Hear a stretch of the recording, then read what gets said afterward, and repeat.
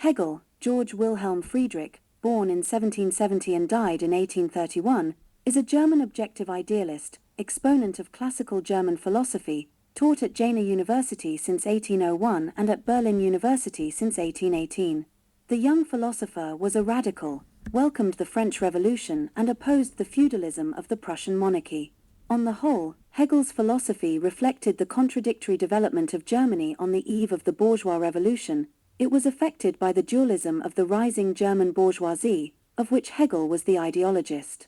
Hence the progressive, even revolutionary tendency of his philosophy as an expression of the ideological preparation of a bourgeois revolution in Germany, and at the same time his conservative, reactionary ideas, reflecting the inconsistency and cowardice of the German bourgeoisie and its tending to compromise with the reactionary Junker Dom. Hegel's dualism is evident in all his writings. In his book published in 1807, Hegel examined the evolution of human consciousness from its first awakening to its conscious mastering of science and scientific methodology, phenomenology, doctrine of phenomena, manifestations of consciousness in their historical development. Analyzing the category of alienation, Hegel grasped, albeit idealistically, the essence of labor, i.e., important aspects of man's objective activity, and conceived man and his history as the result of his own work, and consequently formed some ideas about certain real laws of history. As the point of departure for his philosophy, Hegel chose the identity of being and thinking, i.e., the conception of the real world as a manifestation of an idea, a concept, or spirit. This identity he regarded as the historically developing process of the absolute ideas cognizing itself. When developed, the content of Hegel's objective idealism, outlined in his book, 1817, is that all phenomena in nature and society are based on the absolute, the spiritual and rational principle, the absolute idea, world reason, or world. The absolute idea passes three stages.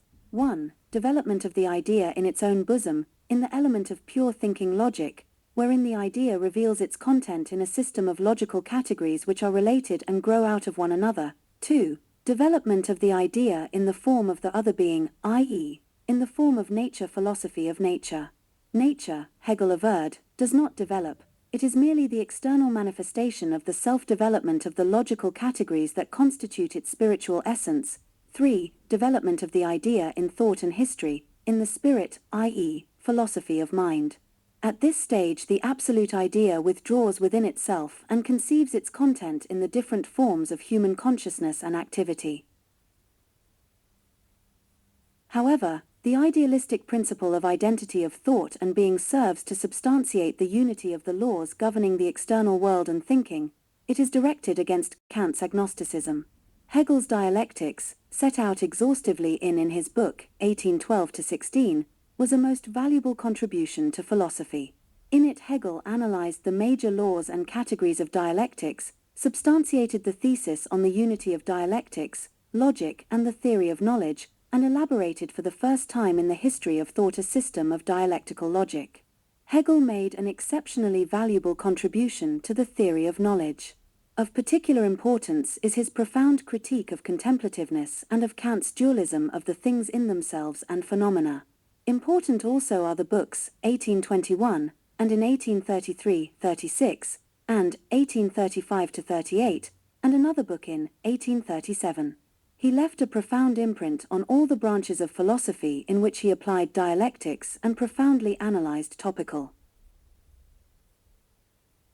problems of science.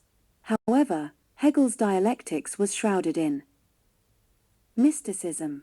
The idealism of his philosophy and his bourgeois limitations were at variance with his own dialectical ideas.